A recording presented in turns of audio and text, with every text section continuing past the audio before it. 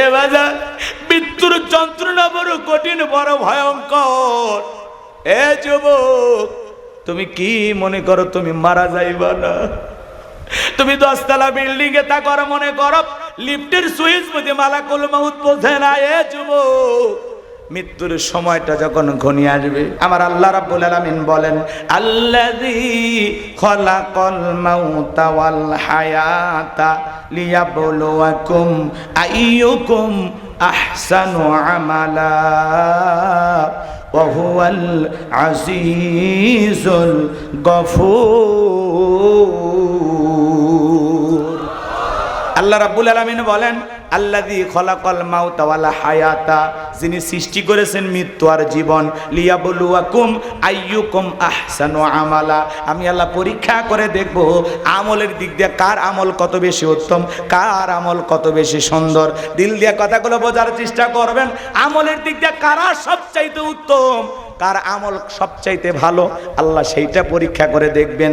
দুনিয়াটা পরীক্ষা দেওয়ার জায়গা, আর ফলাফল পাওয়ার নাম হলো আখিরাত। ফলাফল কই পাইবেন? কোন জায়গায়? দিল দিয়ে কথাগুলো বোঝেন বাজান। আল্লাহ বলেন, আল্লাযী খলাকাল মাউতা ওয়াল হায়াতা, যিনি সৃষ্টি করেছেন মৃত্যু আর জীবন। সর্বপ্রথম আল্লাহ মৃত্যুর কথা কেন বললেন বাজান? এই দুনিয়াতে আসার একটা সিরিয়াল আছে, যাওয়ার কিন্তু কোনো সিরিয়াল নাই। দাদা আসছে, দাদার পরে বাবা আসছে, বাবার পরে আমি আসলাম, আমার পরে আমার সন্তানরা আসলো। কিন্তু যাওয়ার বেলায় দাদার আগে নাতি চলে যায়, নাতির আগে দাদা চলে যায়, বাবা জীবিত থেকে সন্তান চলে যায়। একজন বাবার কাঁধে সন্তানের লাশ, এটা পৃথিবীর সব চাইতে ভারী বোঝা। কে কখন মারা যাবে আমরা কেউ জানি না। কুল্লু নাফসিন যায়িকাতুল মাউত, প্রত্যেক প্রাণীকে মৃত্যুর স্বাদ গ্রহণ করা লাগবে। এই স্বাদ হলো দুই প্রকারের, মিষ্টি খেলে যেমন মিঠা লাগে, নিম পাতা খেলে যেমন তিতা লাগে। যারা ঈমানদার তারা মৃত্যুবরণ করবে বাজান। একটা দুধ পান করা শিশু মায়ের দুধ খাইতে খাইতে যেমন ঘুমের মধ্যে চলে যায়, একজন ঈমানদার তেমনি ভাবে দুনিয়া থেকে বিদায় নেবে, টেরও পাবে না। বলুন সুবহানাল্লাহ। কিন্তু যারা নাফরমান বেঈমান, আল্লাহর অবাধ্য গোলাম, যারা শয়তানের ওয়াসওয়াসায় পড়ে মিসগাইড হয়েছিল, ভুল পথে পরিচালিত হয়েছিল, যারা বলেছে খাও দাও ফুর্তি করো, দুনিয়াটা মস্ত বড়, দুনিয়ার রং তামাশায় যারা মেতেছিল, তারা যখন মৃত্যুবরণ করবে দেখেন না মানুষ চোখগুলো বড় বড় করে, পেশাব পায়খানা করে দেয়, গালি দিতে দিতে মারা যায়। কত মানুষ মৃত্যুর 6 মাস আগে জবানটা বন্ধ হয়ে যায়, এমন ভাবে অসুস্থ হয়ে যায়, নিজের হাতে তুলে খাবে এমন শক্তিও থাকে না। সন্তানেরা শরবত বানায় চামচ দিয়ে মুখের মধ্যে তুলে দেয়, গালসি বেয়ে বেয়ে পড়ে যায়, খাওয়ারও শক্তি থাকে না। এ বাজার মৃত্যুর যন্ত্রণা বড় কঠিন, বড় ভয়ঙ্কর। এ যুবক, তুমি কি মনে করো তুমি মারা যাইবা না? তুমি 10 তলা বিল্ডিং এ তা করো মনে করো লিফটের সুইচ মধ্যে মালাকুল মাউত বোঝে না। এ যুবক, মৃত্যুর সময়টা যখন ঘনিয়ে আসবে, আমার আল্লাহ বলেন, আইনামা তাকুনু ইদরিকুমুল মাউতু ওয়ালাউ কুনতুম ফি বুরুজিম মুশাইয়াদা। সূরা নিসার 78 নম্বর আয়াত। আল্লাহ জানায় দিলেন, যেখানেই থাকো, যে অবস্থায় থাকো, মৃত্যু তোমাদেরকে ধরবেই, মৃত্যু থেকে পালানোর কোনো রাস্তা খোলা নাই। এ যুবক, তোমার মতো কত যুবক বিয়ে করলো, বাসর ঘরে যাবে, যাইতে পারলো না। সিরাজগঞ্জের এক যুবক বিয়ে করেছে, বউ নিয়ে বাসর ঘরে যাবে, রেল লাইন পার হয়ে যাবে, এমন তো অবস্থা একটা চলন্ত এসেছে, এত জোরে ট্রেনটা ধাক্কা মেরেছে, বরযাত্রী সহ যে কয়জন প্রাইভেট কারে ছিল সবাই মারা গেল। তোমার মতো যুবক বিয়ে করেছে ঝিনাইদহে, বাসর ঘরে সাজানোর জন্য ফুল কিনে নিয়ে রাস্তা পার হইতেছে, ট্রাক এসে ধাক্কা মেরে ফুল সহ ছেলেটারে পিছে রেখে চলে গেল। যুবক, তোমার পায়ে হাতে কতবার অনুরোধ করে বলি রে যুবক, এখনো সময় আছে, পরিবর্তন হয়ে যাও, ফিরে আসো আল্লাহর দিকে। আল্লাহর ঘরের দরজা মসজিদটা এখনো খোলা আছে। আর বসে থেকো না যুবক, যাও মুয়াজ্জিন আযান দেয়, আর লুডু খেলো না, ক্রিকেট খেলো না, ফুটবল খেলো না, আর রং তামাশায় বসে থাইকো না। যাও যুবক যাও, আল্লাহর ঘরের দরজাটা এখনো খোলা আছে, মসজিদে চলে যাও, মালিকের কুদরতি কদমে সেজদা দাও, নিজেকে পরিবর্তন করে ফেলো। কত যুবকের হাত ধরে বললাম, এ যুবক নামাজ পড়ো, বলে হুজুর এই যৌবন বয়সে একটু ঘোরাফেরা করি, পরে নামাজ দেখবো। আবারও বললাম যুবক নামাজ পড়ো, বলে হুজুর বিয়ে শাদী তো করলাম না, বিয়ে শাদীটা একটু কইরা নেই। বিয়ে শাদী হয়ে গেল, কিছুদিন পরে বলা হলো যুবক এখন কি নামাজ পড়বা না, বিয়ে তো হয়ে গেল। বলে হুজুর হাতের মেহেদি রংটাই শুকাইল না, এখন মসজিদে যা সময় নষ্ট করার মতো সময় নাই। জোরে কন্যা উজুবিল্লাহ। এই তো বিয়ে করলাম, তুই একটা বাচ্চা কাচ্চা হোক, এরপরে যখন বাচ্চা কাচ্চা হয়ে যায়, সন্তান হয়ে যায়, তখন যদি বলা হয় যুবক বিয়েও করলে সন্তানের বাবা হইলে এখন কি আর মসজিদে যাইবা না? যুবক রেখে বলে হুজুর বাচ্চা কাচ্চা হওয়াতে সংসারের চাপ বেড়ে গেছে, কাজে কর্মে অনেক ব্যস্ত থাকি, পরে দেখা যাবে। এই যে আপনার চিন্তা ভাবনা পরে পরে দেখা যাবে, এ যুবক তুমি যে বিয়ে করবা তার কি গ্যারান্টি আছে? বিয়ের পরে সন্তানের বাবা হবা তার কি গ্যারান্টি আছে? তোমার মতো কত যুবক চোখের সামনে মারা যাইতেছে, পরীক্ষা দিয়েছে, রেজাল্টটা বের হবে আগামীকাল, গতকালকে তার মৃত্যু হয়ে গেছে। কত যুবক স্বপ্ন ভরা আশা নিয়ে কক্সবাজারে ঘুরতে যায়, সমুদ্রের সৈকতে যায়, ছেলেটারে ফিরে আসে না। তোমার মতো কত যুবক পালসার মোটর সাইকেল এদিক এদিক ঘোরাফেরা করে, আস্তা করে ট্রাকের তলে যাইয়া জীবনটা চলে যায়, আর ফিরে আসার ভাগ্য হয় না। কারো কখন মৃত্যু হবে আমরা কেউ জানি না, মৃত্যু সব জায়গায় দাঁড়িয়ে আছে, কখন কিভাবে মৃত্যু হবে আমরা কেউ জানি না। সকালে মরবো না সন্ধ্যায় মরবো, রাতের বেলায় ঘুমের মধ্যে মারা যাব, নাকি বউ কলা টিভিতে হত্যা করবে আমরা কেউ জানি না। কথা বলেন না কেন? কার কখন মৃত্যু হবে আমরা কেউ জানি না বাজান।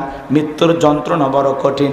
আল্লাহর নবী ইদ্রিস আলাইহিস সালামকে জিজ্ঞাসা করা হয়েছিল, ও আল্লাহর নবী ইদ্রিস মৃত্যুর যন্ত্রণা আপনার কাছে কেমন মনে হয়? আল্লাহ নবী ইদ্রিস আলাইহিস সালাম ডেকে বলেন, জ্যান্ত ছাগলের গা থেকে চামড়া খসাইলে ছাগলের যেমন কষ্ট হয়, আমার কাছে মৃত্যুর যন্ত্রণা তেমনি কষ্টকর মনে হয়। একজন নবীর কাছে যদি মৃত্যুর যন্ত্রণা এমন কষ্টকর মনে হয়, আপনার আমার কাছে মৃত্যুর যন্ত্রণা কত ভয়ঙ্কর হতে পারে। ও নওগাঁর মুসলমানেরা, বিশ্ব নবী ইন্তিকালের পূর্বে অসুস্থ, নবীর শরীরে প্রচন্ড জ্বর। কিছুদিন পরে নবী আমার সুস্থ হলেন, আসমান থেকে জিবরাইল আসলেন, নবীকে সালাম দিলেন, আসসালামু আলাইকুম ইয়া রাসূলুল্লাহ, ইয়া হাবিবাল্লাহ, হুজুর এখন আপনার শরীরের অবস্থাটা কেমন আল্লাহ জানতে চাই। নবী ডেকে বলে, ও জিবরাইল আগের চাইতে আমি অনেকটা সুস্থ আছি। কিছুক্ষণ পরে আবারও জিবরাইল আসলেন, ডেকে বলে, নবী আজকে আমি আসমান থেকে আকাশি নাই, আমার সাথে আরেকজন ফেরেশতা এসেছেন যার নাম মালাকুল মউত, আপনার অনুমতির অপেক্ষায় দাঁড়িয়ে আছে। নবীজি অনুমতি দিলেন, মালাকুল মউত প্রবেশ করলেন, নবীজিকে সালাম দিলেন, আসসালামু আলাইকুম ইয়া রাসূলুল্লাহ, ইয়া হাবিবাল্লাহ, হুজুর আপনি যদি অনুমতি দেন আপনার রূহটা আমি কবজ করব, আর আপনি যদি অনুমতি না দেন আমার আল্লাহ বলেছেন এক মুহূর্ত দেরি করবি না, আমার বন্ধুর যতদিন মনে চায় ততদিন দুনিয়ার জমিনে থাকবে। নবী আমার ডেকে বলে, আজরাইল এরপরে কি আর কোনোদিন আসবে না? ডেকে বলে, যেহেতু আপনার জীবন আছে, মৃত্যুর স্বাদ অবশ্যই আপনাকে একদিন ভোগ করা লাগবে। নবী আমার ডেকে বলে, ও মালাকুল মউত আর আসতে হবে না, আজকে এসেছো আমি তোমাকে অনুমতি দিলাম। নবী যখন অনুমতি দিলেন, মালাকুল মউত যখন বিশ্ব নবীর রূহটা বের করার জন্য বুকের উপরে হাত রেখে দিয়েছেন, নবী আমার অঝরে চোখের পানি ছেড়ে দিয়ে কাঁদে আর বলে, হে মালাকুল মউত আজরাইল আর সহ্য হয় না রে, আর সহ্য হয় না, হাতটা তাড়াতাড়ি আমার বুকের উপর থেকে সরায় নাও।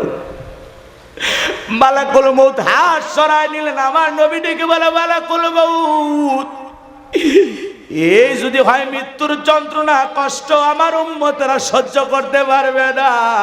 কেমন দয়ার নবী মায়ার নবী পাইছি, মৃত্যুর পূর্বে উম্মতের কথা বলে না। আল্লাহু আকবার।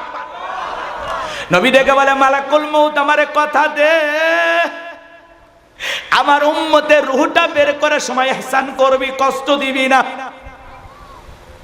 আজরাইল ডেকে বলে, নবী আপনার উম্মতের মধ্যে যারা আপনার আদর্শ মোতাবেক চলবে, আল্লাহর বিধান মোতাবেক চলবে গো নবী, কথা দিলাম ওই নেককারদের রূহটা বের করার সময় আমি ইহসান করব, যাতে তাদের কম কষ্ট হয়। নবী খুশি হয়ে গেলেন।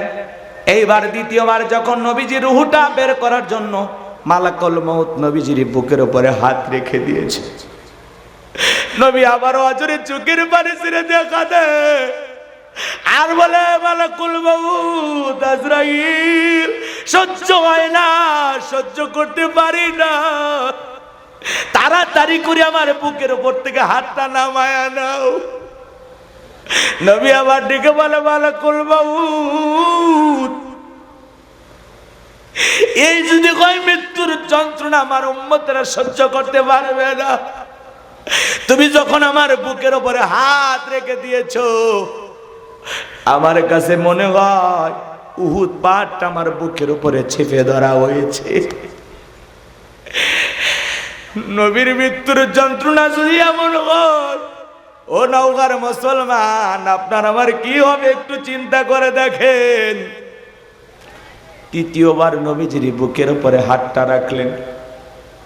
নবীজির হুটা বের হয়ে যাবে, আপনার আমার নবী পৃথিবীর মায়া ত্যাগ করে চলে যাবেন।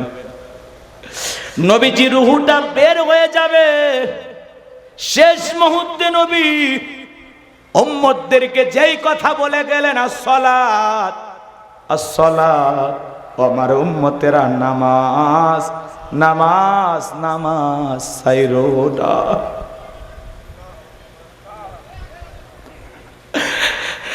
নবীজির রুহুটা বের হয়ে যাচ্ছে, ওই সময় নবী উম্মতদেরকে বলে গেলেন, আমার উম্মতেরা আসসালাত আসসালাত, নামাজ নামাজ নামাজ ছাইরো না। নবীর জীবনের শেষ কথাটা কি আমরা আমল করতে রাজি আছি? নওগাঁর কোন কোন মুসলমান আছেন নবীর জীবনের শেষ কথাটা আমল করবেন? জীবন দশায় কোনোদিন 5 ওয়াক্ত নামাজ কাজা করবেন না। কারা কারা আছেন হাত তুলে আল্লাহকে একটাবার দেখান। আল্লাহ আমাদের সবাইকে 5 ওয়াক্ত নামাজি বানায় দেন, জোরে বলেন আমিন। আল্লাহ আমাদের সবাইকে 5 ওয়াক্ত নামাজি বানায় দেন, জোরে বলেন আমিন। জামাতের সহিত মসজিদে গিয়ে 5 ওয়াক্ত সালাত আদায় করব ইনশাআল্লাহ, ইনশাআল্লাহ। নবীর মুখ থেকে বের হওয়া শেষ শব্দ, নাতির কথা বললেন না, সন্তানদের কথা বললেন না, জামাইয়ের কথা বললেন না, কত উম্মতকে ভালোবাসতেন। ও আমার উম্মতেরা, তোমরা নামাজ ছেড়ো না। আজকে মসজিদে আজান হয়, মুসল্লি 5 জন 7 জন। ফজরে এমনও মসজিদ মুয়াজ্জিম একাই আজান দিয়ে একাই নামাজ পড়ে, কপাল পরাগুলো নাক ঢেকে ঘুমায়, মসজিদে আসে না। কথা বলেন ভাই। এখানে এমনও মানুষ আছে, আমরা অনেকে এশার নামাজ পড়ি নাই, নিয়ত করছি হুজুর 3টা পর্যন্ত ওয়াজ করেন, শুনবো, কিন্তু ফজর পড়বো না। এই ওয়াজের কোনো লাভ আছে বাজান? বলেন, প্রত্যেকটা মাহফিলে যাব কি নিজেদেরকে পরিবর্তন করার জন্য? আমি যত কথা বললাম, একটি কথাও যদি আপনার ভালো না লাগে, এখন যে কথা বলতেছি এই 2-4 মিনিটের বয়ানও যদি আপনার কাছে ভালো লাগে, আপনি যদি মনে করেন আমাকে হুজুর নামাজের কথা বলেছে, রসুলের জীবনের শেষ কথাটা আমি আজকে আমল করব, এই মাহফিল আমাদের জন্য নাজাতের ওসিলা হয়ে যেতে পারে, আপনার জীবনটাকে পরিবর্তন করে দিতে পারে। আজকের এই একটি সিদ্ধান্ত আপনাকে জান্নাত পর্যন্ত পৌঁছায় দিতে পারে। আজকে নামাজ ধরবো, কালকে ধরবো, রে ভাই ওই কালটা তো জানাজা হয়ে যেতে পারে। কথা কন নাকি আপনারা? কার কখন মৃত্যু হবে আমরা কেউ জানি? আসবে মরণ কখনো কোথায় কারো জানা নাই, আসবে মরণ কখনো কোথায় কারো জানা নাই। জানাজার নামাজের আগে নামাজ পড়ো ভাই, ও তোমার জানাজার নামাজের আগে নামাজ পড়ো ভাই। আসবে মরণ কখনো কোথায় কারো জানা নাই, আসবে মরণ কখনো কোথায় কারো জানা নাই। জানাজার নামাজের আগে নামাজ পড়ো ভাই, তোমার জানাজার নামাজের আগে নামাজ পড়ো ভাই। নিজের জানাজা হওয়ার আগে কি পড়া লাগবে? কারণ নিঃশ্বাসটা বন্ধ হয়ে গেলে আর ইবাদত করার চান্স থাকবে না। এখন আপনার হায়াত আছে, জিকির করতে পারবেন, কোরআন তেলাওয়াত করতে পারবেন, নামাজ আদায় করতে পারবেন, তওবা করতে পারবেন, গুনাহ থেকে বেঁচে থাকতে পারবেন। এখন সিজদা দেওয়ার সুযোগ আছে, তওবা করার সুযোগ আছে, কিন্তু মৃত্যুর পরে আফসোস কোনো কাজে আসবে? আল্লাহ আমাদের সবাইকে হেদায়েত দান করেন। তাহলে আমার অনুরোধ কি? নামাজ পড়া লাগবে, একটাই অনুরোধ। আচ্ছা, মুসলমানের কাছে যদি নামাজের ওয়াজ করা লাগে, এটা দুঃখের বিষয় না? আমরা মুসলমান সবাই জানি না নামাজ পড়া কি বাজান? ফরজ। একটু জোরে বলেন না। 5 ওয়াক্ত সালাত আদায় করা এটা কি? এটা রবের বাধ্যতামূলক ওয়াদা। কথা কি বোঝা গেল? অবশ্যই একজন মুসলিম 5 ওয়াক্ত সালাত আদায় করবে, সালাতের সাথে মুসলমানের সম্পর্ক থাকবে। নামাজি হব তো ইনশাআল্লাহ। শয়তান অলসতা ধরায়, নানান ধরনের সমস্যা সামনে চলে আসে, সব সমস্যাকে পিছনে ফেলবো। দোকানদারি করেন, আজান হয়েছে, বন্ধ দোকান, নামাজে যান, নামাজ পড়ে এসে বসবেন, আল্লাহ এমনি বরকত দিবে। কথা বলে ঠিক কিনা? আপনার আমার রিজেক্ট দিয়েই তো আল্লাহ দুনিয়ায় পাঠাইছে। কথা কর না ভাই? যেটুকু আপনি পাবেন সেটা তো তকদিরে লেখা হয়ে গেছে, ওটা তো ফিক্সড, ওটা তো আল্লাহ তাআলা বাজেট করে রাখছে। আপনার রিজেক্টটা আসমানে কি হয়ে গেছে? বাজেট হয়ে গেছে। আপনি লাফায়া কিছু করতে পারবেন না, সারা দুনিয়া ঘুরে কিছু করতে পারবেন না। আল্লাহ ঠিক আপনার নসিবে তকদিরে যতটুকু লেখে রাখছে ততটুকুই পাইবেন। কথা বলে? আল্লাহ আপনার যতটুকু কল্যাণ রেখেছেন ততটুকু কল্যাণই হবে। পুরো পৃথিবীর মানুষ আপনার এখানে 19-20 করতে পারবে না। আবার আপনার তকদিরে যতটুকু অকল্যাণ, যতটুকু ক্ষতি আল্লাহ রেখেছেন ততটুকুই ক্ষতি হবে। পুরো পৃথিবীর মানুষ একত্রিত হয়ে আপনার এর চাইতে বেশি ক্ষতি করতে পারবে না। কথা কি বুঝতে পেরেছেন? আল্লাহ যেন আমাদের বুঝ দান করেন। একটু জোরে বলেন আমিন।